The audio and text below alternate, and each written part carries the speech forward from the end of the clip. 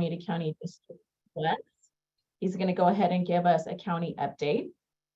And just as a reminder, the first supervisorial district includes the cities of Dublin and Livermore, most of the city of Fremont, the unincorporated community of Sunol, a portion of the city of Pleasanton, and most of the unincorporated area of the Livermore-Amador Valley. Welcome, Supervisor Haubert. Well, thank you, Sharon. I'll just give a brief update on things that are happening at the county that pertain to Livermore, but then also open it up to questions that anybody might have with regard to the entire county or my district, realizing that we all work together as a team to govern the entire county, but I have specific jurisdiction over District 1. A couple of things. First, let me say that I hope, well, let me just start back way back. What a great organization. And I know that these meetings have occurred routinely in person and now on Zoom. I really appreciate you bringing everybody together. This is really a who's who of Livermore. And you can really tell very efficient with your time, having the city, the school board, Zone 7, the arts, nonprofits, bringing it all together. I really commend you. Everybody on here, I know we've met most of you. Oh, I can't forget the sports and recreation, David. So thank you. And great dialogue, getting it all out there. I'm honored to be here and just want to say that I hope to be able to learn more and to do more. The city of Livermore is extremely important part of my district, and I love the activities that we do, whether it's the parades or the first pitches or the grand openings of places to live for people in need, affordable housing. I can't even count the number of great experiences and life-changing events that we participate in. The annual Tri-Valley Visitors report outs and the wine region annual events celebrating wine region.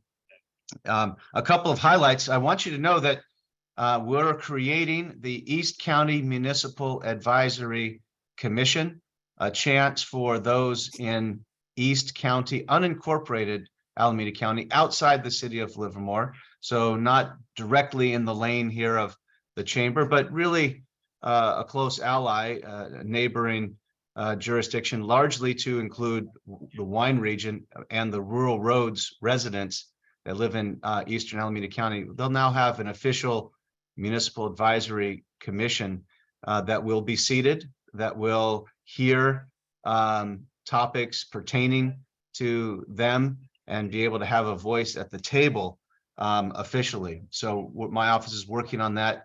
I have been working on that for about a year to set that up. I imagine by September, October, we will be largely then finished. We all know that COVID is in the rear view mirror for many of us, but it is still with us. We're managing those that continue to contract COVID and working through the changes that it will make in our lives forever. For example, in the healthcare space, continuing to wear masks and testing and making sure that we understand this COVID as best we can going forward. But what that also means is we had a lot of funding to help people get through COVID economically. And what that means is we had ARPA grants, American Recovery Program. And just to highlight a few of the things we were able to accomplish, and my office has given out over $870,000 to Livermore businesses. This is a portion of my district, proportionately equal amounts going to other jurisdictions. For Livermore, that means about $495,000 going to nonprofits that serve directly in the Tri-Valley, directly in Livermore.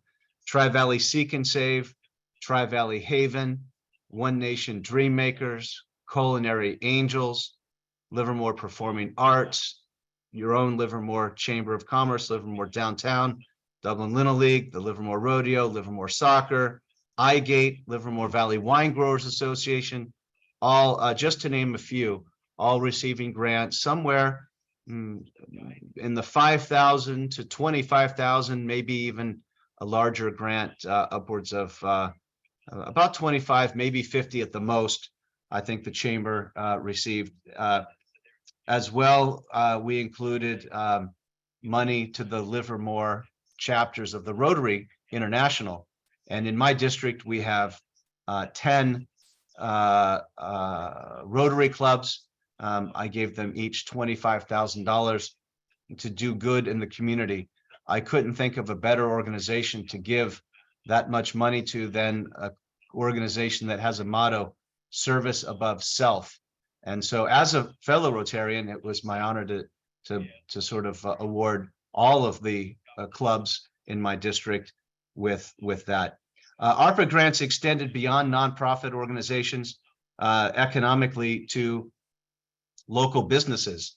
So Strizzi's, El Charro, Dimitri's Taverna, Azul, Hop Divine, Livermore Organic, just a few, mostly sole proprietors, mom and pops, non-corporate owned entities which have a little more financial stability to them. These are our community residents, our neighbors, our small businesses that struggled during COVID. They all received grants. Livermore wine region, we know extremely important to us here. Brett Cares, Mitchell Katz, rest his soul, McGrail Winery, Garay, Longevity, Cedar Mountain, and I'm sure a few others. I have to imagine that's just a partial list. They received about $100,000 in ARPA grants. And then we have a few more rounding out the local entrepreneurs, ATG Fitness, Purple Orchid, Livermore Auto Center. One program I'd like to highlight, which is new, newly created, is with Tri-Valley Seek and Save.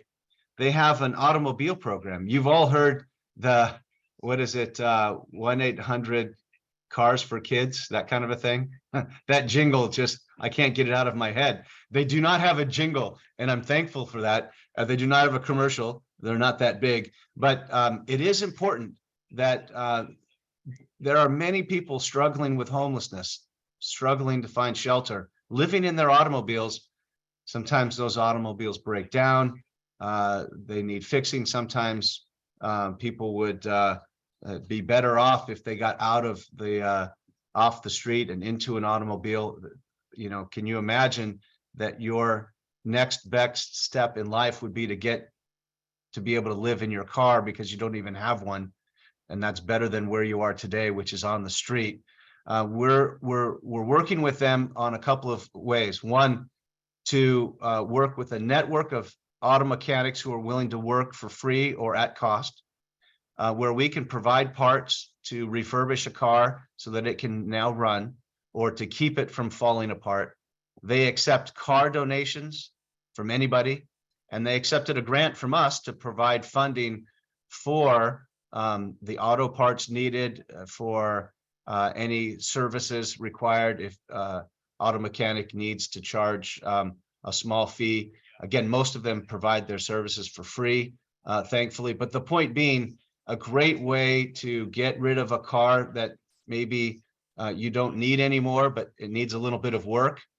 This is a great way to economically provide cars to those who desperately need a car, or to fix somebody's car who desperately needs it to be fixed so that they can remain at least off the streets. So that's a program that I'd just like to share with you. I also would share that I've provided some what I call capacity improvement services, or really basically a trainer of nonprofits. And so working with Alan Cerro to be consulting with nonprofits. And Alan Cerro, a resident in East County, very experienced with being on boards of nonprofits like Shepherd's Gate and Men of Hope and many others. And so working with him to provide advice and counseling and guidance to emerging nonprofits. We have a great cadre of longstanding nonprofits in the Valley. As you know, there are those that want to step up and become another strong nonprofit organization, and they sort of need some help to do that. Lastly, I want to talk about some of the non-ARPA but additional benefit coming from the county, and that is one big project, which is the Livermore sewer line extension into East County. You all know that you passed the measure that would allow for that extension.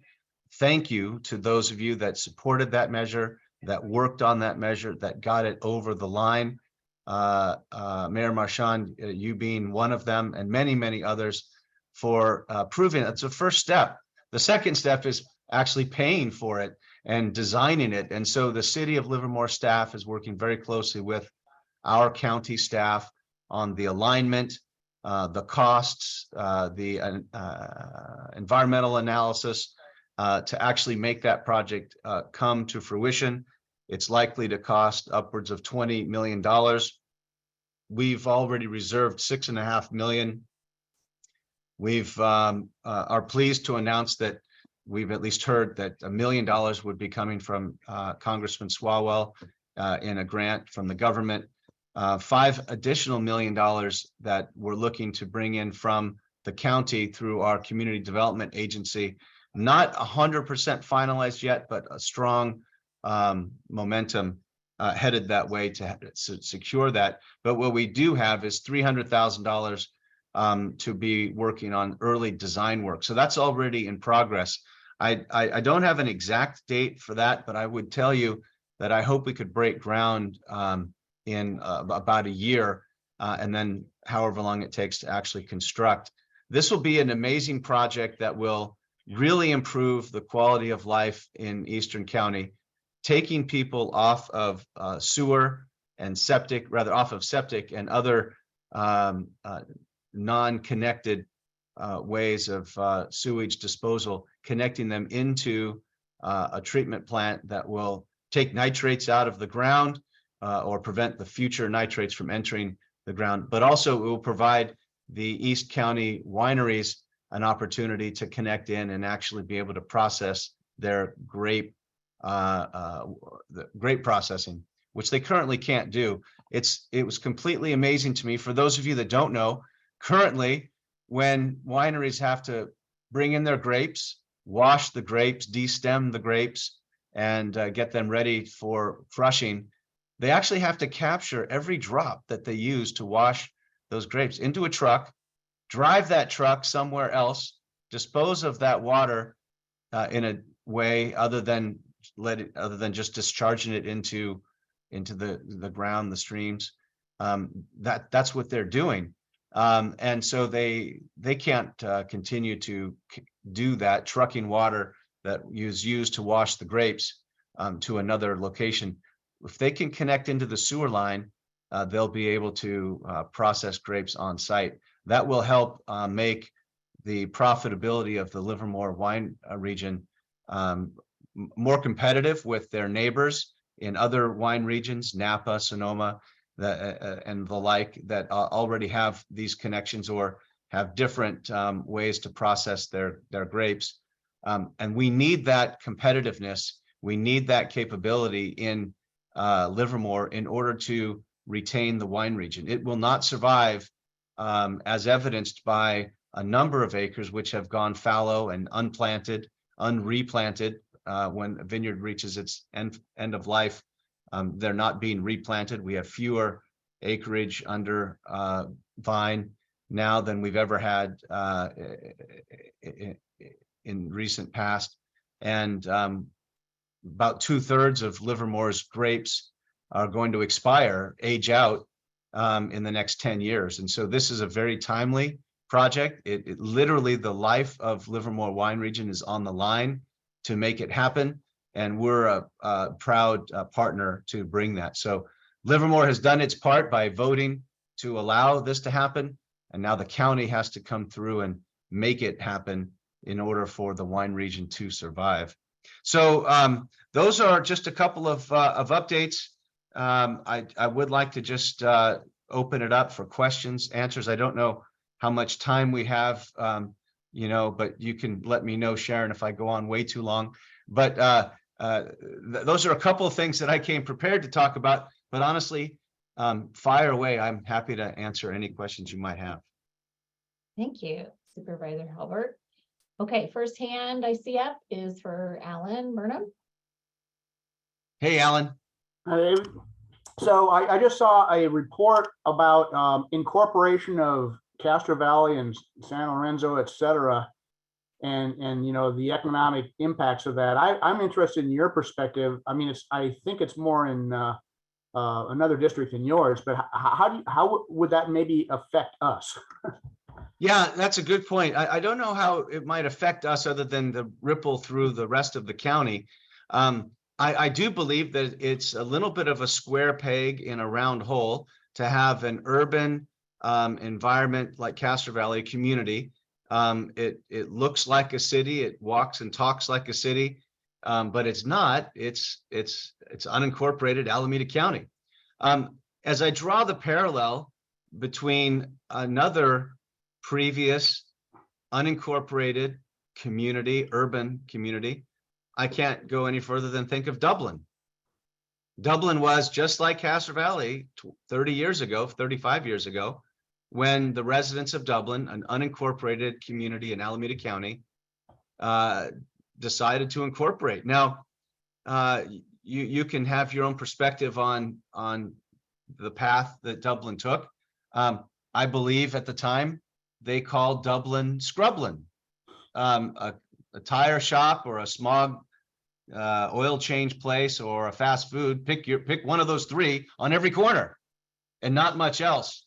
A lot of pride in the people that lived in Dublin, good blue collar people that loved their community enough to incorporate. And they went through this process at that time, incorporated, became a community, and now they don't say Scrublin anymore. Okay, I moved here 23 years ago, and I don't know the Dublin prior to that much, other than the people I talk to, but I think that it's become quite a great place to live, work, and raise a family. A lot of that has to do with the local governance that they were able to bring to bear as a city council and the like. I think Castro Valley has that same opportunity if they would choose to do it, but it's a very different time. And Alan, when you change from being an unincorporated community into a city, there's a whole lot of financial analysis that goes into decoupling from the county. And one of the things that happens is cities get a large amount of funding from the vehicle licensing fee that we all pay to register our cars. It goes to the state of California, back to the cities. But the state of California said, not so fast. For newly incorporated cities after a certain date, I don't know when that was, the 90s sometime, they said, if you newly incorporate, we're not going to give you those VLF fees. We're going to keep them at the state. And so if Castro Valley were to incorporate today, it would not receive those fees. The recent analysis I saw was that they would not get about $4 million that they otherwise, if they had incorporated before that time frame, they would be receiving. So the city of Dublin, for example, incorporating when it did, the financial analysis allowed them to receive VLF fees. That made it economically feasible for them to do so. And it really is a barrier, I think, for Castro Valley. They would not get the VLF fees. It's not a fair thing, I don't think. The state government really did a disservice to essentially put a barrier like that in the way. But that's one reason why I believe they may have to rethink that idea, because otherwise the citizens would have to come up with that money on an annual basis. So sort of a double taxation in my opinion. But anyway, to me, again, there's a good chance that the dialogue will continue. I don't know how it would affect us other than they would become not part of the county anymore, and therefore part of their own jurisdiction. I can't even imagine how something like that would truly affect us. So then we would have a new neighbor, a new mayor in town of Castro Valley, so to speak. But I just don't know that it's a long way off. So a bit of a long-winded answer, Alan. I don't know if it was TMI, too much information for you there, but that's what I know. Thank you. Right. See, does anyone else have any questions for Supervisor Haubert? This is the time. This is the beauty of the Business Alliance. We have all these people here. Ask away. Okay, Tracy has her hand up. Well, I always try to wait for somebody else because I always have questions. I can come up with it. Supervisor, thank you so much for all of your support of the wine region for Livermore, and especially as a key asset in both visitor and tourist attraction, major asset. And to see the loss of the fields, we definitely need to keep that agriculture going.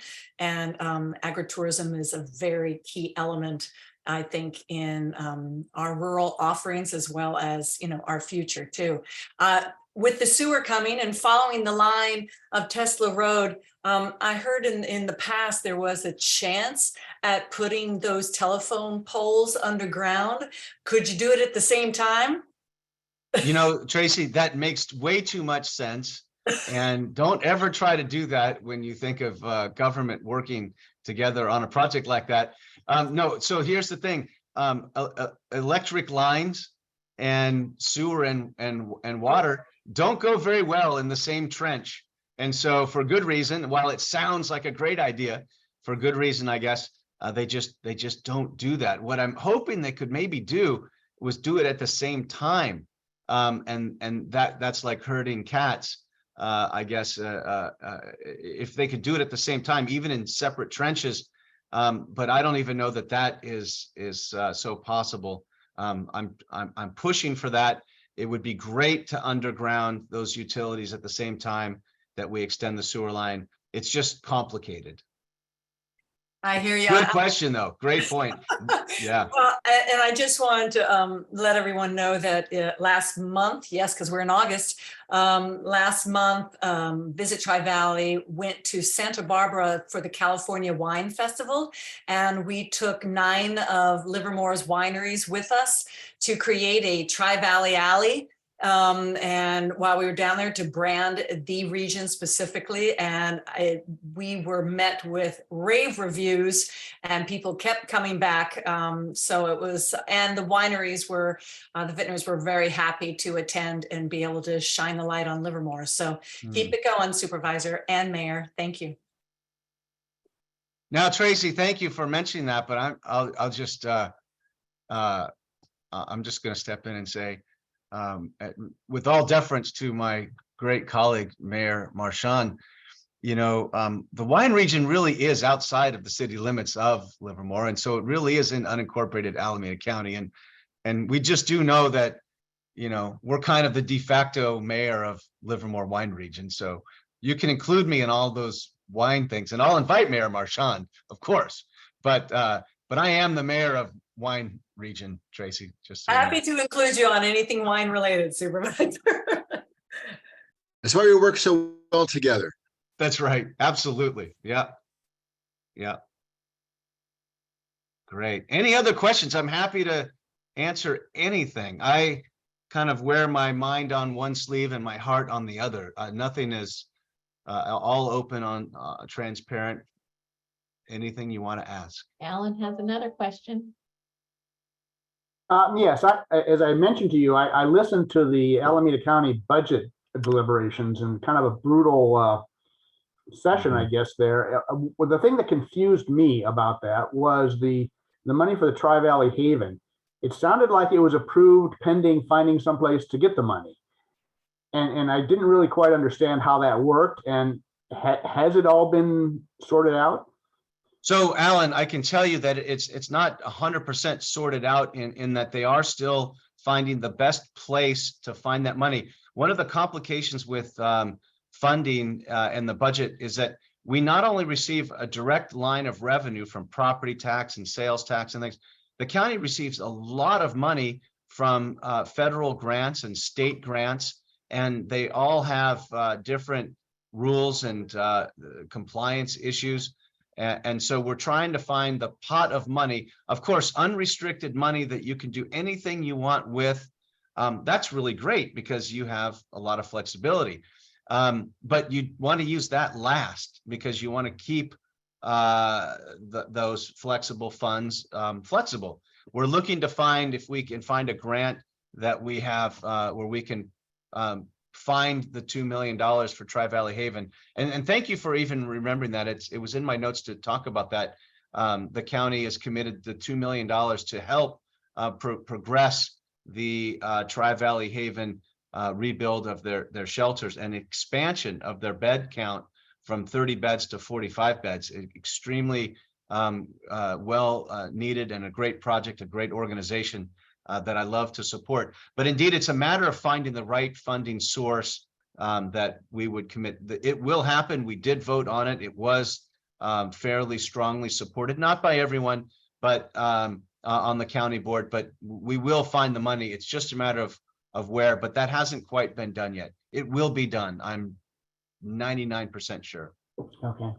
But it was a painful process. If you watched that process, I will tell you that I think we have a long way to go to become more transparent as an agency in our budgeting process.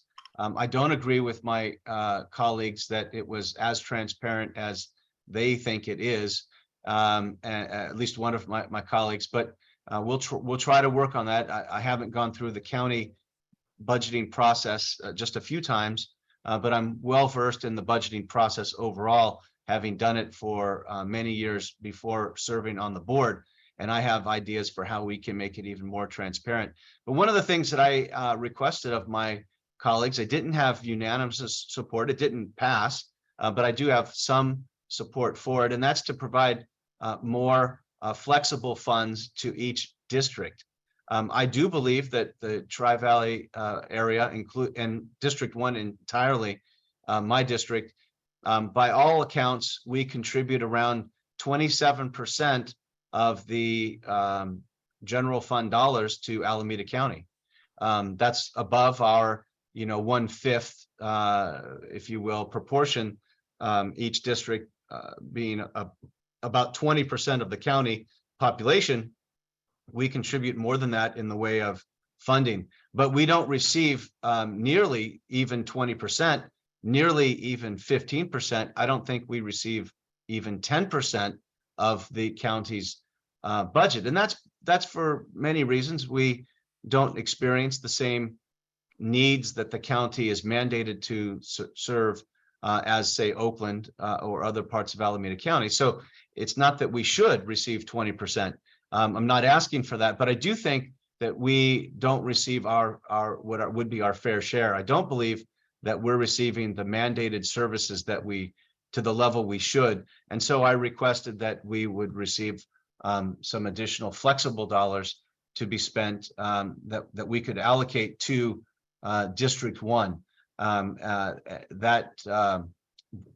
That was met with, it didn't pass, but it met with some light at the end of the tunnel. I do believe that there again, we are going to look for potential additional funding sources for next year's budget that maybe we could provide next year.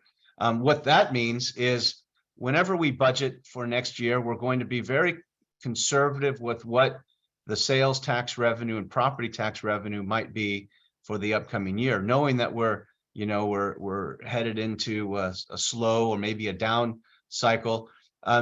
So budgeting is one thing, but actuals are another. And when our actual receipts come in December, I'm expecting that they will be above our budgeted amount. And I'll be right there looking to help reallocate them where we can maybe provide some of that funding to the District 1, which, as I mentioned, I don't believe receives its fair share of funding. So you saw that, Alan, when you sat through that meeting. Thank you for bearing with. But I'm going to fight for the services that the county is mandated to provide across our district. We have needs for homelessness, food insecurity, health care needs, which are ambulance needs, which the county is mandated to provide, which I will fight for my district to receive, and I'll continue to find ways to do that.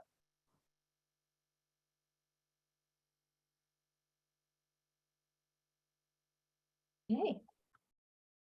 Well, thank you, Supervisor Haubert. Oh, okay, Chris Carter. Hi, David. I'll be real quick. First, I want to thank you for all your support of the arts in the region, not just us, but everybody. And to ask you, right now is the time I'm working on booking artists for next season. And I'm going to go meet a bunch of agents in a few weeks and just ask you, is there anybody you want to see before I go? Now's your chance to let me know. Wow, Chris, let me get back to you on that after I think a little bit on it. I've enjoyed every single event that you've had there. The super group, the everything that you've done, I think has just been outstanding. And I really appreciate you also utilizing the square out front for events like Juneteenth and others. I'm kind of a hard rock guy. If you want to bring Metallica in, I would love to go see them, Chris. Yeah. We'll work on that then. Thanks.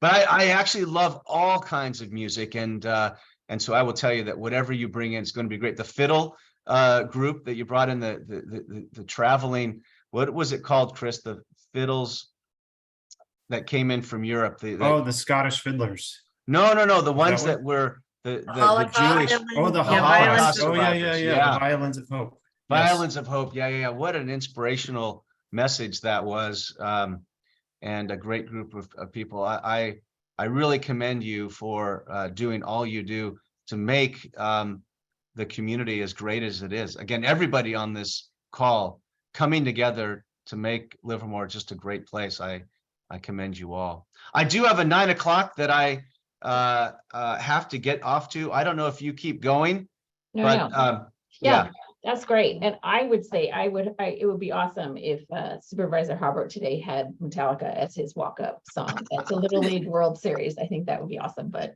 I'm not. I'll try to work on that, Sharon. Yeah, I love that.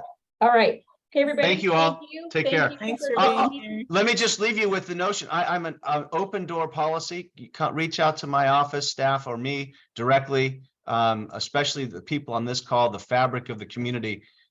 Anytime I'm here for you. Okay. Thank you. Thank you. Thank you. Thank you. All right. So we're going to sign off here. Thanks to everyone for joining. And our next meeting will be Wednesday.